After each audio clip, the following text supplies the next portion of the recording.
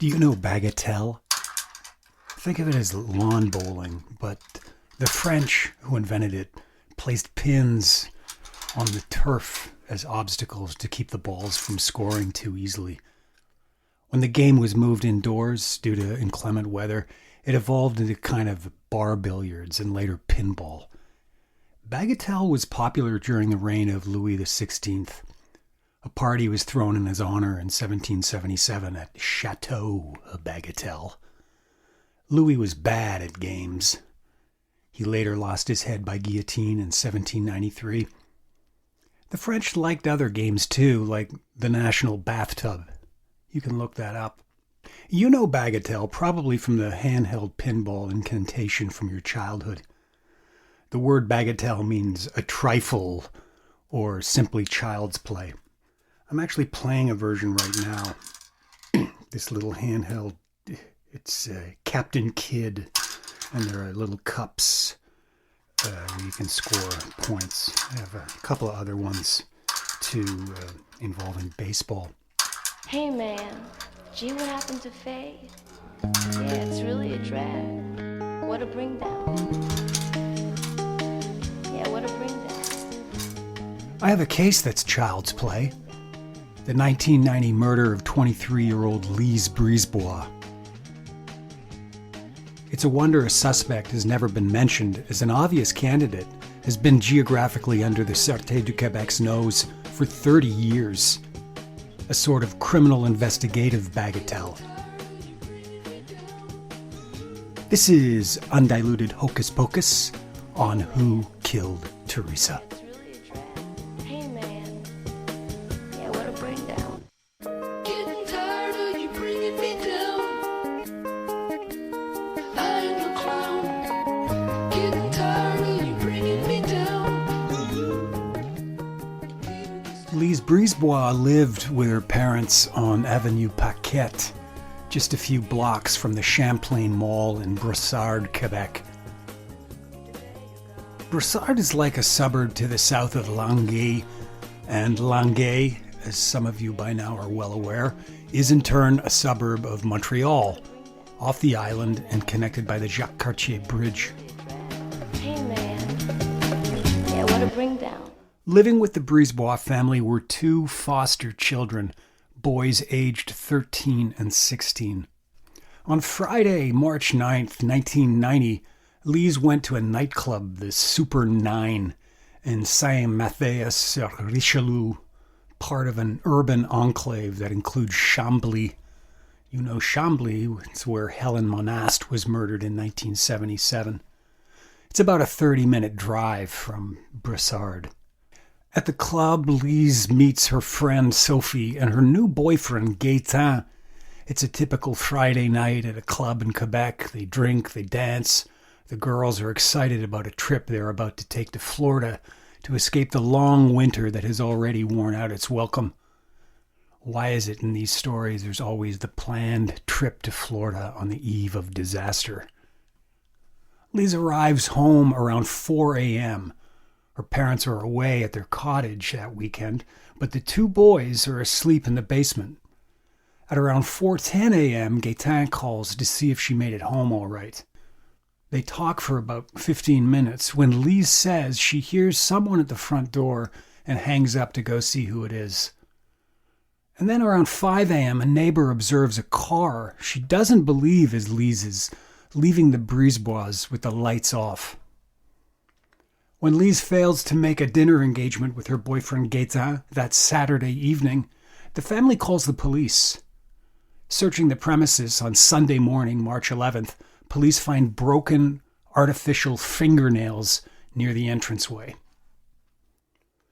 And I'll cut to the chase here. 9 months later, on November 17th, 1990, a Hydro-Quebec employee finds bones scattered in a field near Rainville. There's no clothing or jewelry, but there are red vinyl nails. Rainville is equidistant between Montreal and the eastern townships. So at this point, the Surete du Quebec has to make a choice.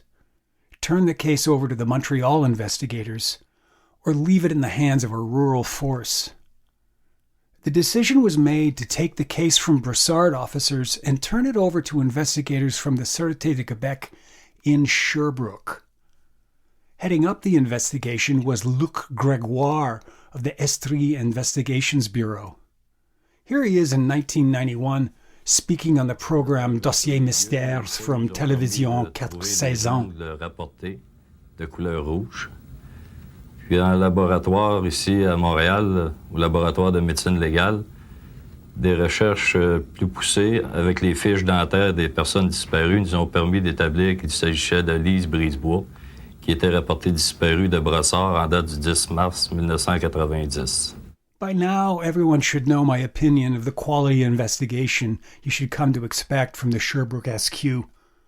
This was 1990, and only 12 years separated the Brisebois case from events in Sherbrooke in 1977 and 78. It's an odd decision. Typically, the Estrie Investigation Bureau only picked up cases east of Cowansville. Rainville is west of Cowansville. By all accounts, Brisebois' case should have been in the hands of the central headquarters in Montreal from the start.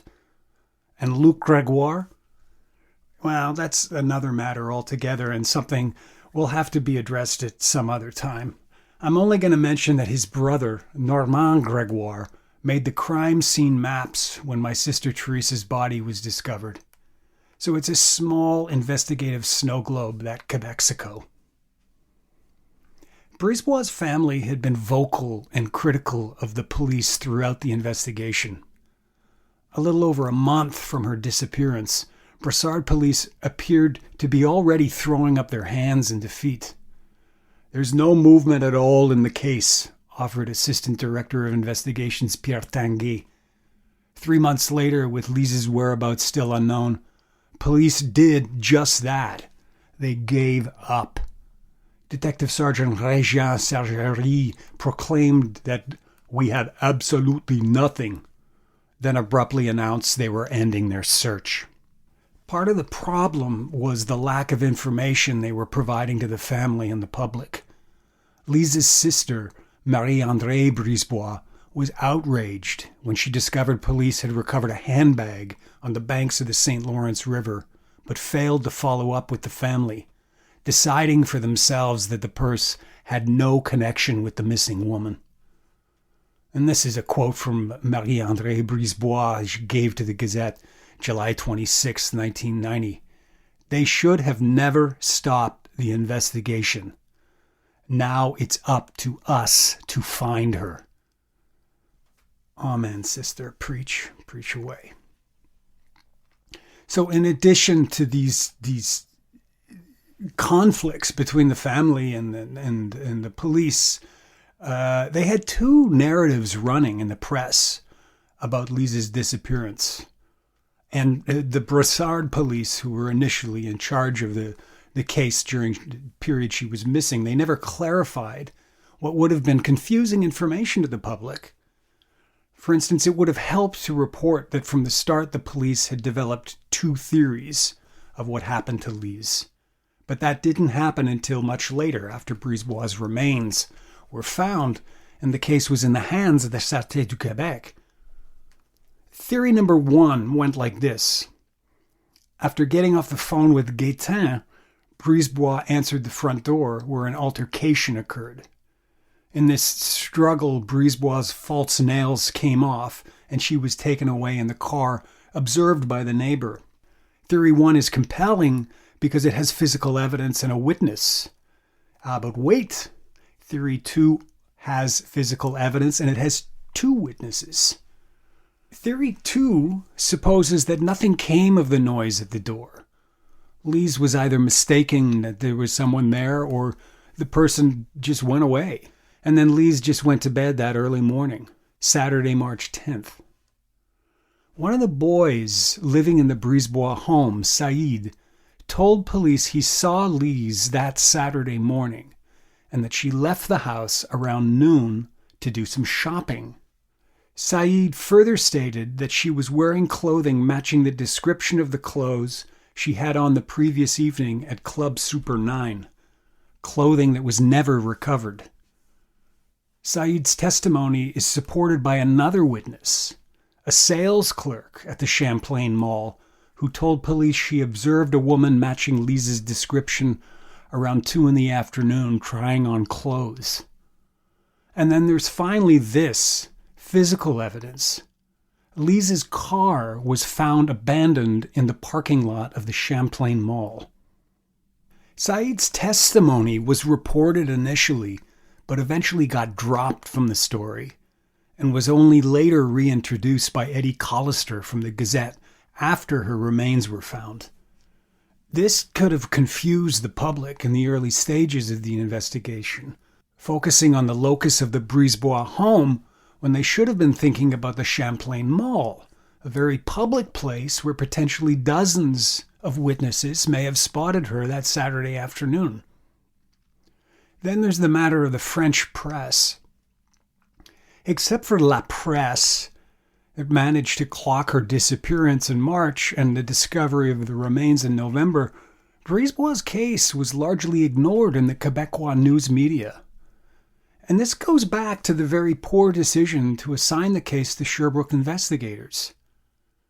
Township papers like La Tribune and The Record were never going to report on a police matter from Rainville and Brossard. It wasn't their beat. And the Montreal papers would not be aware of an investigation headed up by the Sherbrooke police. They were focused on the MUC and Parthenay. Admittedly, it still remains a question why the Gazette managed to cover the matter, though at that time they did have reporters dedicated to covering South Shore news. So as a result, the Brisebois case got caught in a French media blackout at the very moment it needed public exposure. Over a year later, Dossier Mystère picked up the baton with their primetime program on Lise, premiering Saturday, March 30th, 1991. But by this time, in terms of the investigation, it was too little too late. And I'll post I think that segment on Dossier Mystère is it's only about 11 minutes. And it's, you know what, it's quite good. I forget the host's name, but I like the guy. He was only around for a little time. Anyway, it's 11 minutes. It's a YouTube thing. I'll put it on the website, tresalore.com, TheSaallore.com, and you can check that out. There's also, there's dense information in this story, and I'm referring to other stories. I'll refer to still more stories. There's the Monas case and my sister's case and that whole affair. I've posted links also on the website and on the Substack Undiluted Hocus Pocus, where you can just click and you can dive down the rabbit hole of Quebec investigations. We're back.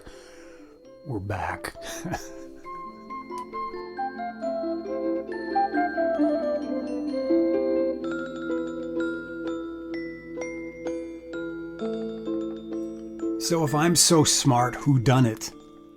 Well, to answer that question, we have to look at one more case. Joanne Marcellet, murdered 3 years earlier in November 1987. Joanne Marcellet, who also went by an alias, France Tremblay, she'd been in and out of trouble her whole young life. In 1979, at the age of 22, she escaped from the Tanguay Detention Center in Ahuntsic. Tanguay is like the women's division of the Bordeaux prison. And we've talked about Bordeaux, so there's that, and there's a link to that as well if you want to delve into that.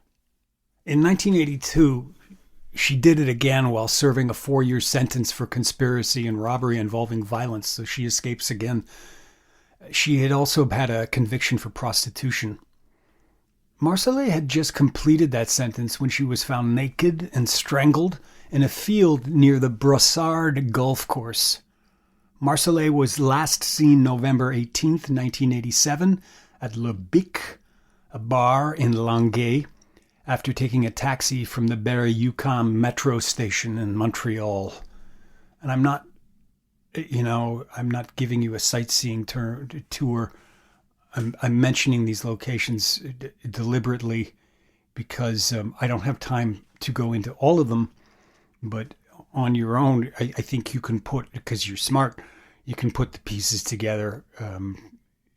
We've certainly talked about a lot of these places before.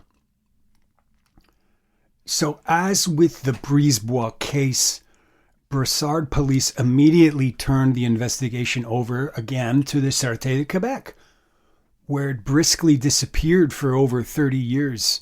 I mean, there was no information on this case. Not even, again, if you think the Brisebois case was excluded from the media, there's practically nothing about this girl, and that's why I mentioned the the rap sheet with the prostitution on it. Nothing.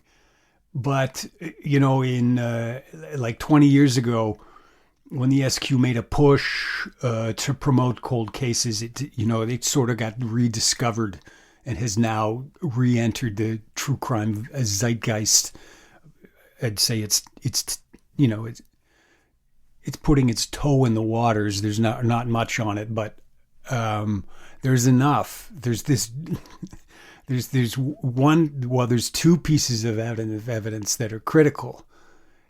Where she was found in the golf course, and maybe three, that she was last seen at Le Bic in Longueuil, and before that at the Barrie-UQAM metro station. That's enough. That's enough to put pieces together. And I would assume that since the body was discovered this time in Brossard, as opposed to, towards Cowansville, this time the handlers became the Montreal's SQ. I don't know that, but I assume that.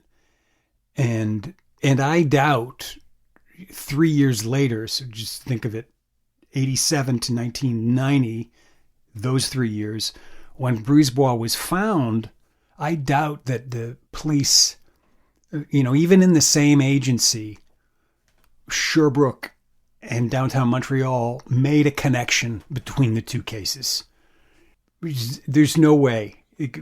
Given my experience of blind ignorance with the Surete du Quebec, there's no way they made the connection. They were ignorant of the two cases, is my guess. So I mentioned the Brossard golf course, and so we're going to look at a map. And I'm sorry, I'm going to describe the map, but again, I'll post two maps, very simple, on the website teresalore.com. So in the first map, there's 3 points. There's the Brisebois home, which is very close to the Champlain Mall. It's walking distance. And then there's the Brossard golf course. And we know that Marcellet was found somewhere near the golf course and perpendicular to Boulevard Lapinière. Boulevard Lapinière is basically a straight shot from the Champlain Mall to the golf course, and it's approximately 2 miles. It's a 2-mile line.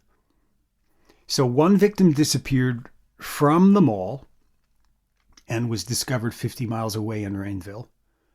And the second victim, so the other victim, she's last seen in Longueuil, and she's found near that golf course, about 2 miles from where the first victim disappeared. Both victims found without clothing. You got it? Clock it. So who was operating in the area at that time with a fairly similar MO? Guy Croteau.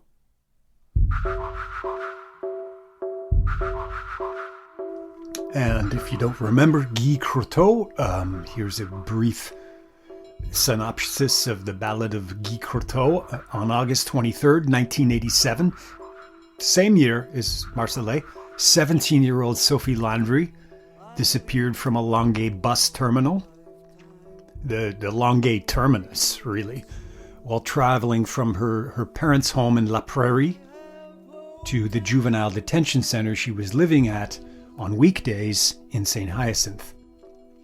The following morning, Landry's body was found in a cornfield north of Montreal. She'd been sexually assaulted and stabbed 173 times. In 2002, 45-year-old Guy Croteau was arrested for the murder of Sophie Landry. Croteau was convicted and is not eligible for parole until 2027. That is coming up. Time flies. Croteau is also my prime suspect in the murder of Nathalie Boucher. On June 5th, 1985, Nathalie walked home from the Longueuil Metro terminus, same location as Landry. Her body was discovered the following morning, beaten, raped, and strangled to death.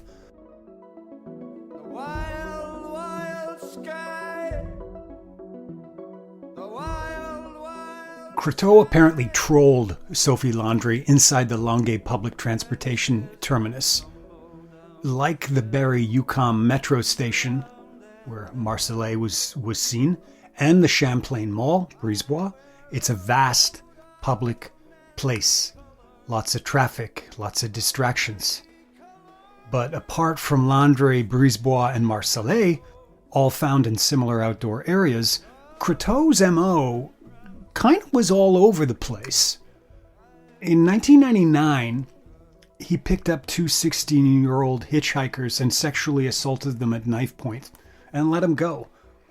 In 2000, he groomed a 10-year-old girl, taking her to a park in Chambly, then eventually abducted and sodomized her in a park next to the Richelieu River. Croteau took opportunity wherever he saw fit, and he kind of improvised. He would have to explain why he stabbed a girl 173 times, then de-escalated to simple abduction and sexual assault. The trope of escalating violence in serial killers is a myth, by the way, and if you don't believe me, read Eric Beauregard. So Croteau was active for 15 years between his murder of Landry in 1987 and his eventual arrest for that crime in 2002. Yet, according to the Surete du Quebec, Guy Croteau is not a good candidate for a serial killer. In 2021, I spoke to the SQ about Croteau, and they dismissed him as a possible serial killer on the grounds that they had interviewed him, and he told them that after stabbing Landry 173 times, he decided that he really didn't like murder and never did it again. And I was kind of godsmacked that their rationale essentially was, well, he said he didn't commit other murders, so that's good enough for us.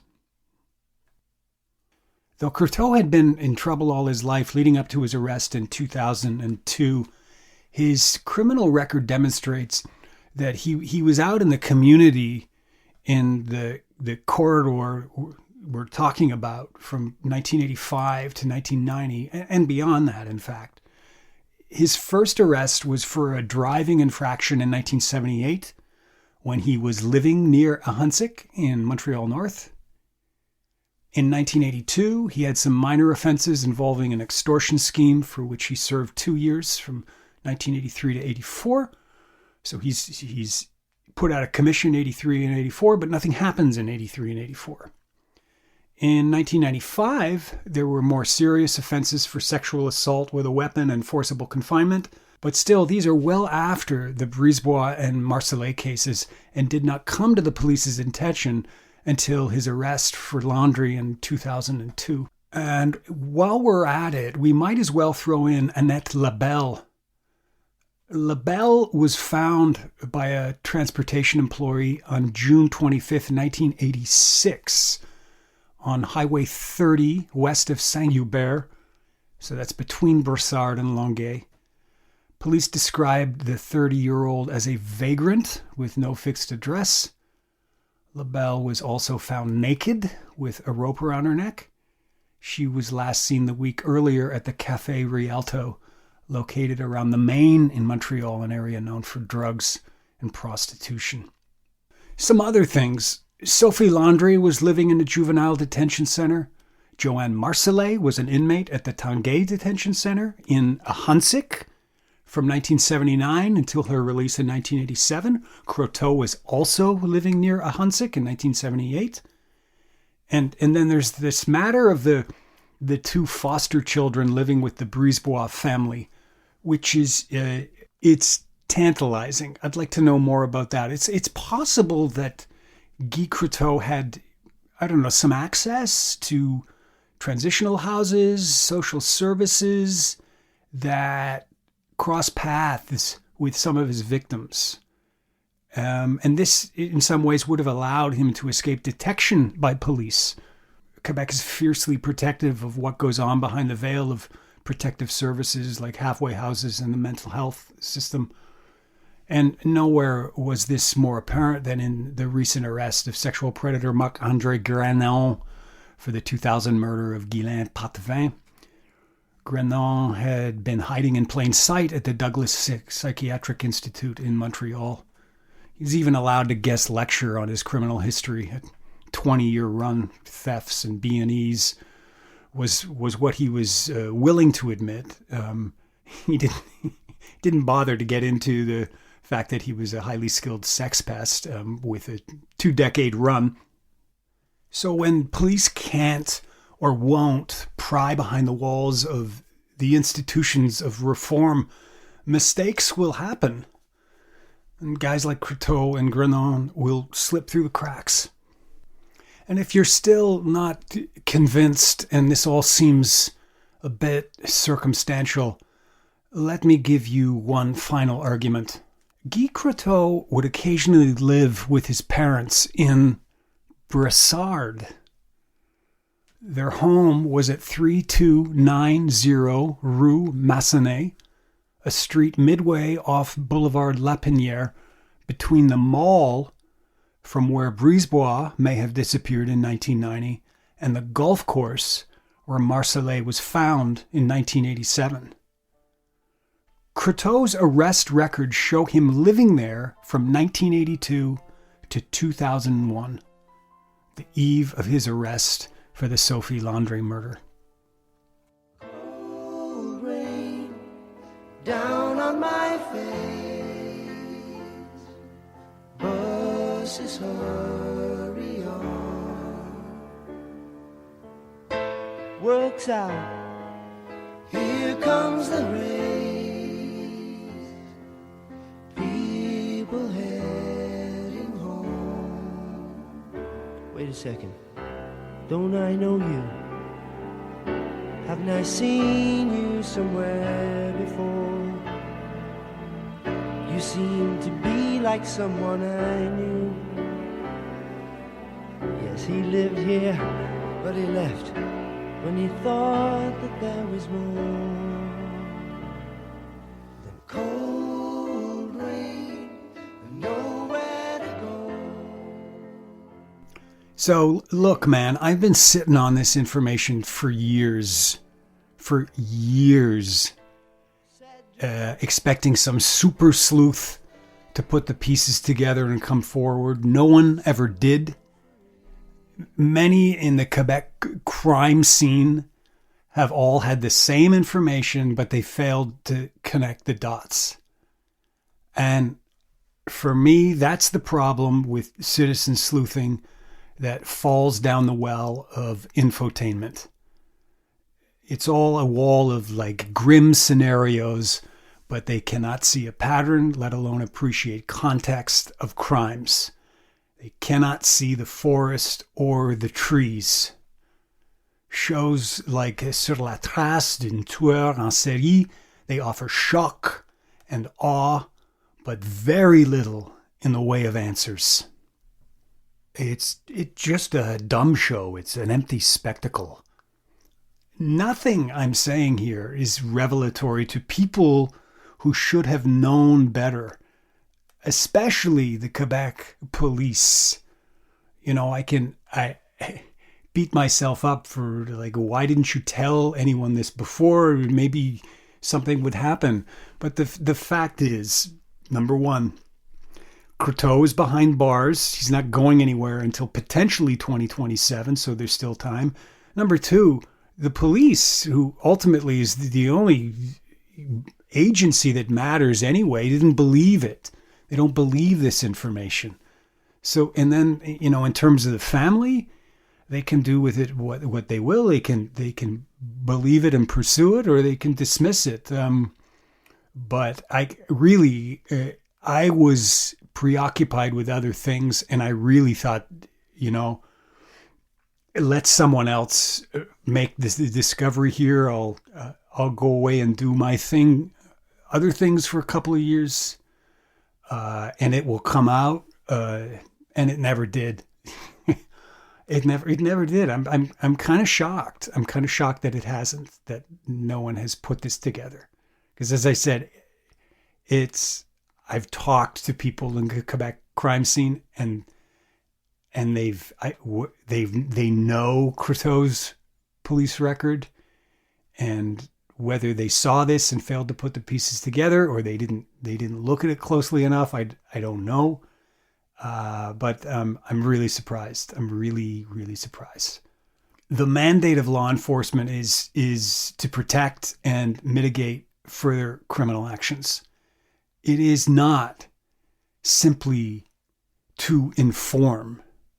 It is not simply to have a website with a rogues gallery of 300 pictures and names and the scantest bits of information, and to sit on your ass and wait.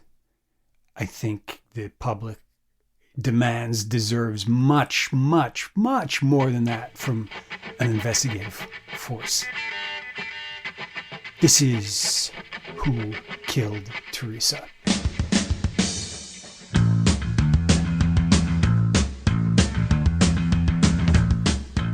If you like the podcast, you can follow us. You can go to johnallure.substack.com and subscribe. I'm not going to talk a lot about the Substack today. I feel I've pushed that hard enough. I don't want this to become a promotional show. You can find me on Twitter at JusticeGuy, at JUSTUSGUY. There's also Facebook pages, and I'm on Instagram, and if you push the obvious buttons, Allure, Teresa, you'll find me. There's lots of ways to find me. In the meantime, Captain Kidd Bagatelle. So there's a picture of the pirate, right? He's got a great big saber. No, it's Blackbeard, who was the pirate off the coast of North Carolina there, the Outer Banks. Not Captain Kidd. I can't remember who Captain Kidd was, but let me see. Let's do this here. Come on. What's that? 150 points. Let's go for 500. No, 500. Yeah, 500. This has been Undiluted Hocus Pocus on Who Killed Teresa. I'm your host, John Allure. Have yourselves a great, great day.